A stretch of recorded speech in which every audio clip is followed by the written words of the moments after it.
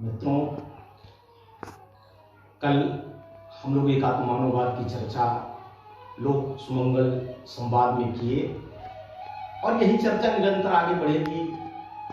ऐसे तमाम शुभचिंतक मित्रों के सुझाव आए हुए हैं।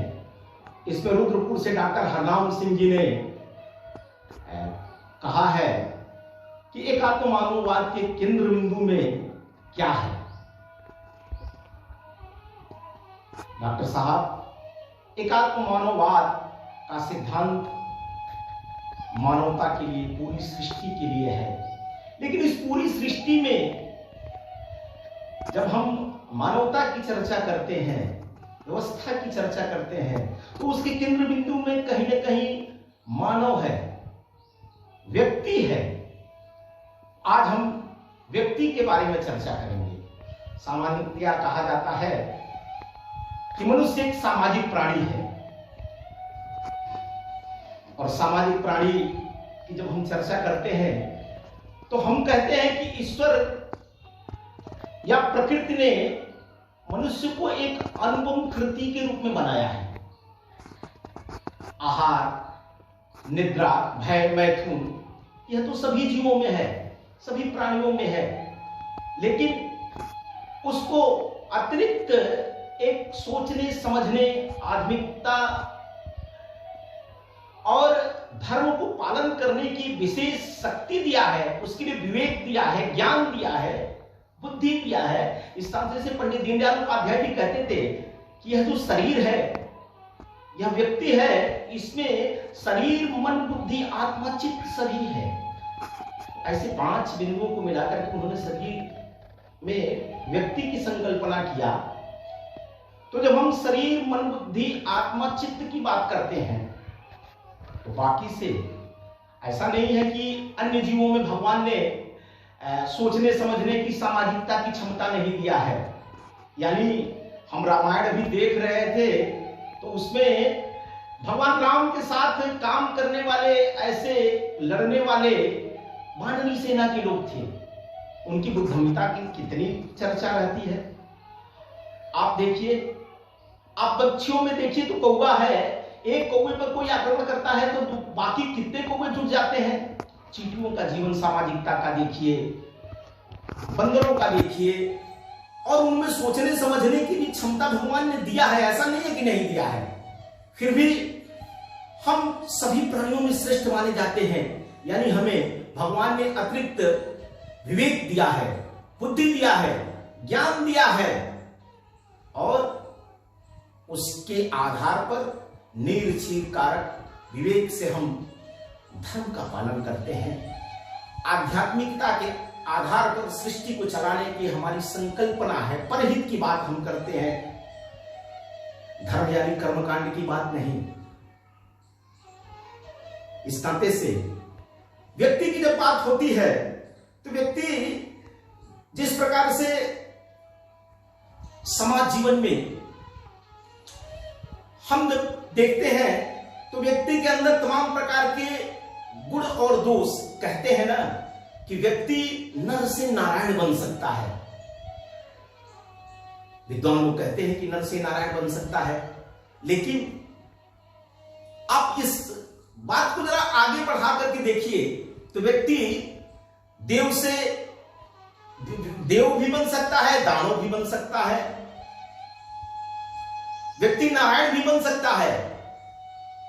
यानी देव और दानव दोनों बनने के गुण व्यक्ति के अंदर होता है। इस नाते से सद्गुण और दुर्गुण दोनों इसी शरीर में है, व्यक्ति के अंदर। हम किसका विकास करना चाहते हैं? जब हम आध्यात्मिकता की बात करते हैं, जब हम धर्म की बात करते हैं, तो अपने इन्हीं गुणों का विकास करना, यानी सद्गुणों का विकास करना, दुर्गुणों को दूर करना धीरे धीरे, यह व्यक्ति से अपेक्षा है। हमको मानव बनना है, दानव नहीं बनना है। हमको देव बनना है, देवत्व की तरफ हमको अग्रसर होना है। तब हम कह सकते हैं कि हम मनुष्य योनि में जन्म लिए हैं तो हमारा जीवन सार्थक है। ऐसी बातें जब चलती है तो कहते हैं लोग कि व्यक्ति के अंदर काम, क्रोध, लोभ, मोह, यह सब दुर्गुण है, अहंकार, इसको व्यक्ति को धीरे धीरे दूर करना चाहिए, निकालना चाहिए। वैसे ही जब व्यक्ति के अंदर तृष्णाओं की बात होती है, जब हम सामाजिक जीवन में काम करते हैं, जब हम एक कार्यकर्ता के नाते, एक साधक के नाते, एक उपासक के नाते समाज जीवन में हमारी जब आराधना बढ़ती है, हमारे काम जब बढ़ते हैं, तो हमारे अंदर भी काम, क्रोध, लोभ, मोह के अलावा तृष्णाएं बढ़ती हैं। कहते हैं ना कि लोकेशा, वित्तेशा, पुत्रेशा, ये तीनों प्रकार की तृष्णाएं जो है व्यक्ति लोग को कहीं ना कहीं अपने धर्म से अलग करने का प्रयास करती हैं। यानी लोभ बढ़ता है, मोह बढ़ता है, धन का लोभ, पुत्र का मोह, प्रसिद्धि का मोह। इस नाते से राजनीति के क्षेत्र में काम करने वाले कार्यकर्ता को लोकेशा, वित्तेशा, पुत्रेशा, ये सब तृष्णाएं घेरती है, साधक को घेरती है।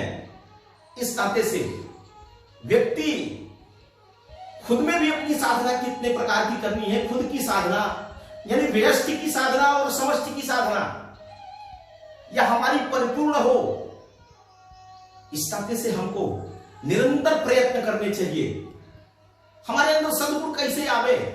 जब हम व्यक्ति की बात कहते हैं तो कहते हैं कि व्यक्ति को शीलवान होना चाहिए, यानी धर्मशील होना चाहिए, क्रियाशील होना चाहिए, विनयशील होना चाहिए, संघर्षशील होना चाहिए। ऐसे तमाम प्रकार के शीलों की चर्चा जो हमारे ऋषि मुनियों ने किया। बुद्ध ने सप्तशील की चर्चा किया, तो महावीर स्वामी ने सप्तशील की चर्चा किया, बुद्ध ने पंचशील की चर्चा किया, और ऋषि मुनियों ने 16 शील की चर्चा की। यानी व्यक्ति को शीलवान होना चाहिए, मर्यादाशील होना चाहिए, धर्मशील होना चाहिए। कहा जाता है कि व्यक्ति होने के नाते से हमसे समाज की अपेक्षा है, कहते हैं कि सत्यम धर्मम च, यानी सत्य के रास्ते का हम अनुकरण करते हुए धर्म के रास्ते पर चले, तब हम माने जाते हैं कि हम व्यक्ति हैं, हम देवत्व की तरफ आगे बढ़ रहे हैं। और कहा जाता है कि एक कार्यकर्ता के नाते हमसे जो हमारी जो अपेक्षा है किसी दूसरे कार्यकर्ता से, दूसरे व्यक्ति से, कि हमको कैसा व्यवहार मिलना चाहिए, कैसा सम्मान मिलना चाहिए, समाज हमको किस दृष्टि से देखे, तो हम जिस प्रकार की व्यवहार की अपेक्षा दूसरे से करते हैं, उसी प्रकार की अपेक्षा हमको अपने से भी करनी चाहिए कि हम उसके साथ उसी प्रकार का व्यवहार करेंगे। हम जो बोएंगे वही काटेंगे, हम दूसरे के साथ जो व्यवहार करेंगे वही हमारे साथ व्यवहार करेगा। इस नाते से कहा जाता है कि जब हैप्पीनेस की बात आती है, खुशियों की बात आती है, तो कहा जाता है कि जब खुशियां बांटेंगे तो खुश रहेंगे, प्रसन्न रहेंगे, आनंद में रहेंगे, परमानंद की प्राप्ति होगी।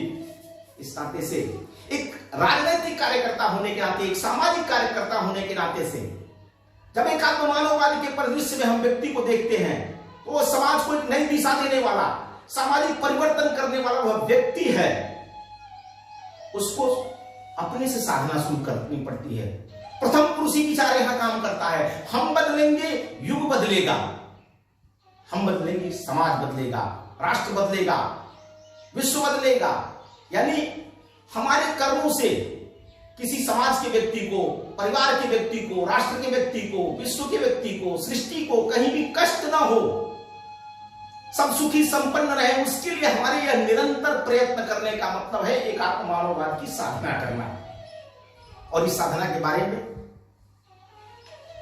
पंडित जी का आग्रह जिस प्रकार था, वैसे ही आग्रह यहाँ के संत ऋषियों ने किया है, वही निरंतर साधना है। इसी को हम आगे बढ़ाने का प्रयास कर रहे हैं। तो जब हम इस लाइन पर चलते हैं तो कहते हैं कि समाज वैभव संपन्न होगा, परममय भवन में तुम्हें तत् स्वराष्ट्रम की हमारी संकल्पना पूरी होगी, सुशीलम जगद्वेन नम्रम भवेत् की बातों को हम पूरा करेंगे। कहा जाता है ना, आदरणीय मोदी जी कहते थे कि भारत के वैभव की सप्त धाराएं हैं, उसमें समरसता होनी चाहिए, कर्मठता होनी चाहिए, समानता होनी चाहिए, संपन्नता होनी चाहिए, ज्ञान होना चाहिए, सुख और शांति होनी चाहिए। और यह जो भारत के वैभव की सप्त धाराएं विश्व में फैलेंगी, तब विश्व कल्याण की संकल्पना पूरी होगी। इस नाते से व्यक्ति होने के नाते से, साधक होने के नाते से एकात्म मानववाद के केंद्र बिंदु में यहीं से शुरू होता है हमारा विकास का क्रम, हमारे वैभव का साधना। इस नाते से व्यक्ति निर्माण की बात हम करते हैं। हमारे अंदर ईमानदारी, कर्तव्य निष्ठा, सामाजिक संवेदना जब आएगी, हम जब वसुधैव कुटुंबकम की संकल्पना को साकार करेंगे, तब हम जो कहते हैं कि जन गण मंगलदायक जय हो, तब आम जन के जीवन मंगलदायक बनेगा और हम जिस विश्व के कल्याण की संकल्पना कर रहे हैं वह संकल्पना पूरी होगी। तो हम व्यक्ति निर्माण की साधना में निरंतर आगे बढ़े, अपने अंदर के दुर्गुणों को निकाल के सद्गुणों को भरे, यही हमारी साधना है। आज के लिए इतना ही। प्रणाम।